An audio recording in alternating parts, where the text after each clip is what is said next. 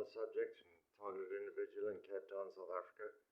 And I just wanted to make another video in terms of my trip to the Magistrates Court. In that I was successful in obtaining an interim protection order and a hearing date for next month. So I'm feeling much better. I mean, this is what it looks like. It's just a couple forms in an envelope, and then they give me one or another envelope to give to the police. And yeah, that's when the story starts to unravel a little bit further in terms of the involvement with induced neural data breach interferences and associated to delays in investigations with this regard.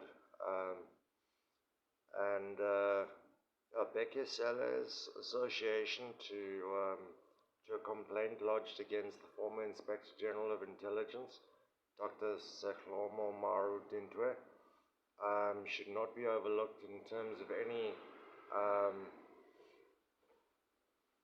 association with the South African Police Services, in my view, because I walked in there and three sergeants behind the desk, and I know them in terms of their association, and they were relatively quiet because they were busy, but the moment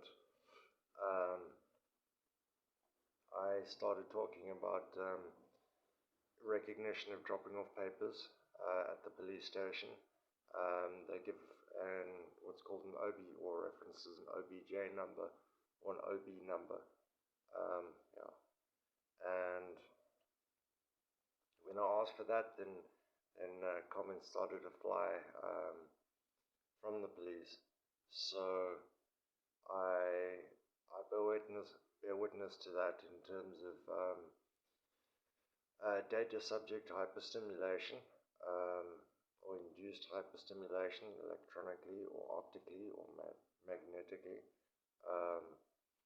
The exact mechanism through which neural or induced neural data breaches against data subjects is carried out is not something I'm privileged with, but I believe it's one of those three, and it's spoken about often in the state surveillance realm of artificial intelligent computers. So yeah, in terms of threats against our regulators from Advocate Radebe, and then Dr. Seklomo Maru Dintwe,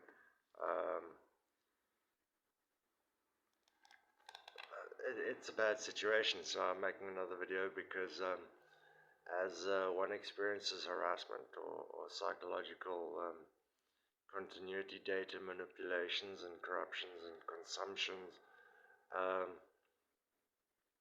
these are the mechanisms that we're working with, that I'm working with, the state's working with internationally. So when they don't come to the table in terms of actual support, but in turn start offering counterintelligence and extra hyperstimulation in terms of dealing with them, because the first step is to hand the letter in. The second step is to speak to the warrant officer, who's the person who delivers the letter, or the order to appear in court for this person. And I happen to know this person. I dealt with him last year in terms of the assault that led to my second piece of paper that I collected from the police, my subpoena. I'm not going to show you the details of the back of it, but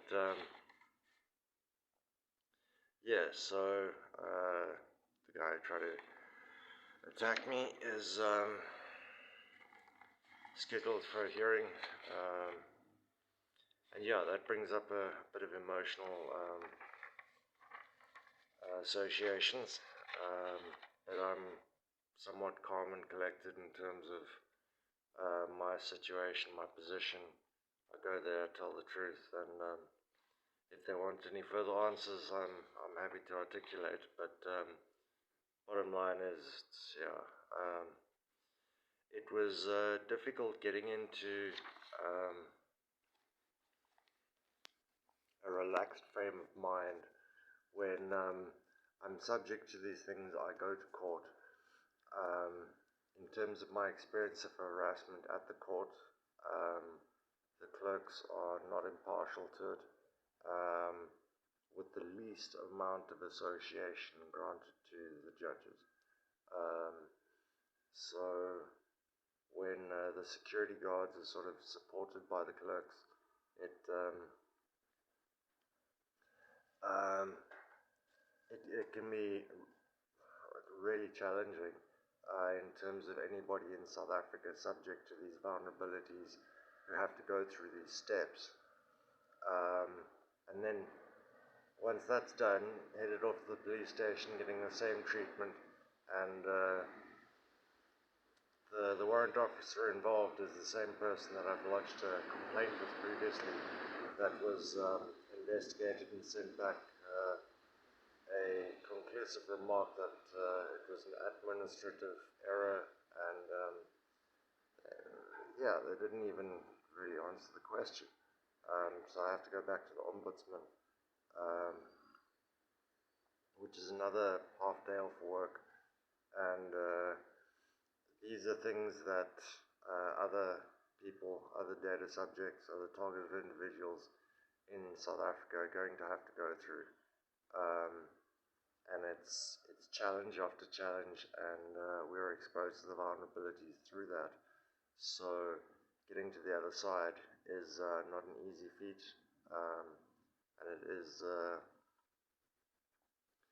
worthwhile doing in terms of our protection, um, in terms of the vulnerabilities of the convergence, or within the convergence of these technologies, and within an environment of threats and intimidation against our regulators, um, obstructing and delaying investigations into corruption and manipulation, then um, as other experts around the world have pointed out, in terms of the vulnerabilities, they are on the fringe between psychological torture and physical torture, and can lead to data corruptions or hyperstimulations and suicide. So it's a big warning flag to me, because there are more hurdles I need to jump over. I'm not going to have to follow up with this warrant officer, and just be very polite and very determined, because phone call after phone call to different state agencies wears out airtime very quickly, and not to mention the economy after COVID, but we've had some trouble with our electricity grid for a long time now, and a number of factors inhibiting the growth of the economy in South Africa. Um, so money is not easy to come by. It's not flowing like water, and yeah, in terms of factors supporting good mental health, I think awareness is par for the course, in terms of these vulnerabilities and bias, discriminatory, and prejudicial algorithms that can affect neural data interferences. Um, and if we can't get support from the regulators, we have to go through the judicial system. And there are a number of hurdles to get through for that before I can even arrive at court. I was blessed to, or it was a serious situation, and the magistrate, they read my letter and granted me an interim protection order. So I'm somewhat somewhat prepared in terms of self-defense or protection against these technologies in this situation.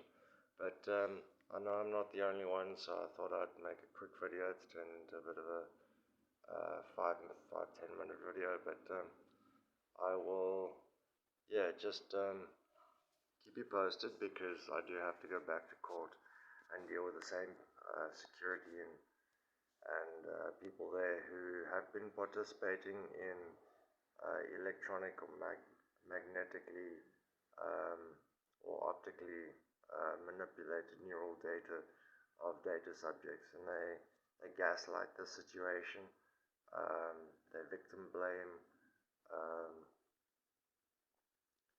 and make all sorts of excuses like, oh, it's God, or oh, it's Allah, or oh, it's Jah. Uh, yeah, so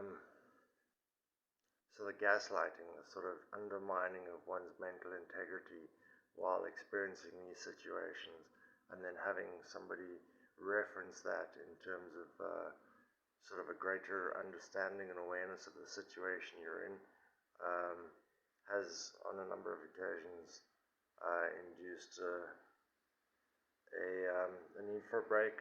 I go outside, go get myself a coffee, and that, in terms of being another hyperstimulation, sort of, well, I take my time out. I mean, it opens up a whole nother door of vulnerabilities. So it's not a fantastic situation, but yeah, I remove myself from the situation. I very quickly remember why I'm there in the first place, and I get back to it, and I'll be there again next month. But yeah, so after the court, I went to the police station, dropped it off, and I'm probably going to have to give the cops a call a few times, just in terms of expectations with dates of delivery. The last one, it was like 3 weeks, which is a hell of a long time in a domestic violence, intimidation, harassment, threats situation. So this interim protection order is a great thing, and not always granted. So yeah, if we hold to the course and just remember that we're worth it, we'll get through this in the end of the day. And yeah, I just wanted to wish all the targeted individuals and data subjects in South Africa and around the world who are still subject to these gross human rights violations all the best, and I wish you well. Thanks for your support, and if you're inclined, please drop a comment or word. It's much appreciated. Thank you. Bye.